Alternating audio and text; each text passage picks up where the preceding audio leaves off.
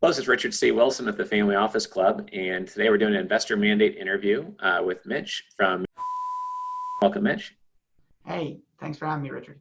Sure. And I understand your investment firm, which at least in part includes a SPAC, invests in the cannabis industry. Is that correct? That's correct. We are a cannabis private equity fund. Okay. And in terms of how you operate that's different than others, what's one or two things that kind of sets you apart? One thing is we are original operators in the space, having won one of the first medical limited licenses in the country in Connecticut, and then moving on to Minnesota. So we have a deep operational background that has flowed directly into an investment mandate.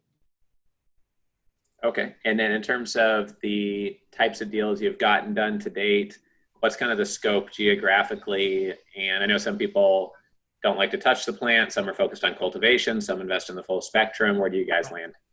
We invest in the full spectrum. We are an operator of several, we are a majority operator of several operating companies that operate medical licenses in Virginia, Maryland, and several other states.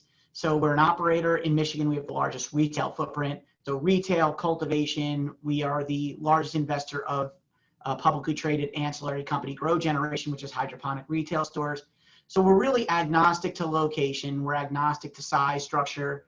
It's really anything that fits in the cannabis ecosystem, which has a huge natural growth tailwind. We want to outperform that tailwind. Right. Makes sense. Okay.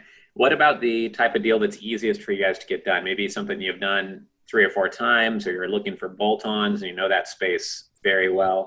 Yeah. We've really started to turn towards the what we consider orphan public companies that are on the OTC, have been performing, but are just completely underappreciated. So it could be a data company, it could be an ancillary company, it could even be a plant touching business because it's on the OTC. So we really liked, we started to look at pipes that into companies that are, we think the market fundamentally doesn't understand because of the natural growth of their cannabis businesses. Sure. Yeah. Okay. And what would be the number one piece of investment advice that you have for someone who's either an investor or looking at cannabis, or something that maybe you wish you knew a decade ago? Oh, wow. That's a lot. I don't know if I could fit that into this interview, but the biggest piece of advice we have is, well, there's 2 pieces of key advice. One is you have to consume an enormous amount of information and data to be a good cannabis investor, because it's such a nascent, unknown space and information is difficult to find. So you really have to find a lot and then cross-reference. And then the second thing is really don't do a lot of your diligence directly with the company.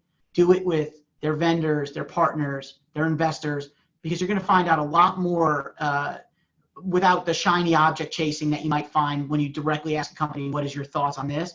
You're going to find out a lot more by going around the company and figuring out what people think about them, their perception, because cannabis has a huge reputational risk to it. Right. Yeah, no, I think it's a great piece of advice. We've done maybe 80 of these interviews and nobody has suggested that, but it's really critical, because if you only do the due diligence on what's spoon-fed to you, it might only be the nice looking stuff. Yeah. And it's really, what's the general opinion of this firm? What hasn't gone perfectly well? There's always something that wasn't straight up went perfect. You scratch at those scabs, and eventually you start to see what the wounds are. And actually, it also can make you a better investor if you can move forward with a company that has problems.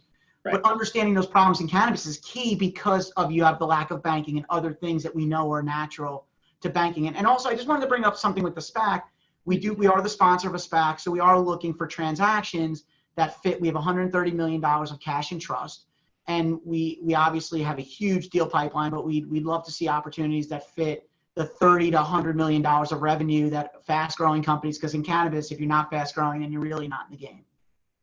Right. Yeah, it makes sense. Yeah, well, I know of one connection I can make for you today already within the Family Office Club. So I appreciate you doing this interview, and I'm sure we'll have others reach out. I know we had someone this morning reach out in the cannabis industry asking about the Family Office Clubs. There's a lot going on in the space, and sure. I know you're already connected with thousands of people in the space because of your position and your momentum, but we're happy to be helpful to you as you continue to grow. So great. Well, appreciate your time here. Take care. Thanks a lot, Richard. Yep. Bye. Take care.